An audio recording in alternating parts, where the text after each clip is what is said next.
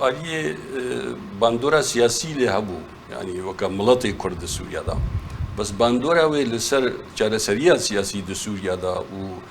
بکاتین دی و تایبت عربی و انبوار دجین تاثیر که پوزیتیو وکر نخیر نگاتیو بو يعني جمالة دقوتن يعني وقت ما دقوتا وانا فيدراليزم امجي تخوازن دقون فيدراليزم تخوازن كنجي شرط بورا تشيبون وقا كرسانا باشور ونجي من الصباحي ون دعوة سرخبونيك يعني آلية ركبريا عربية قوان بوارا وتكرن برنگا كي نيجاتيف لما يساندن يعني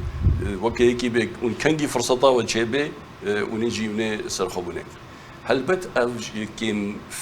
يعني پرورده سیاسی غلط یا ورکبریه یعنی نکاری ببینه به چاوا او بخوا مافکی وی های دولت اوی هبه نکاری ببینه به کرجی مافکی وای نورمالا گو دولت آبه ترک شخورا ماف دوینن دولت آوا هبه بس نابینن وش کردار مافی وایا فارس ولو هر سه ملاتی هم نواده دجین هر مدرجات دو عدد بینن و وی مافی ناد نما لين بسروي دجي يعني ام نل هيفيا خلق كينا جوجمرا بوزيتيف بيجي بيولا عفر مشترات تاب تشتي كينا خير وكمت سريده قوتي ما فكي ما روايه ودوي يكروجي جي ام جينا فقرن وهر امي لبيوناتشن وتخمينا يعني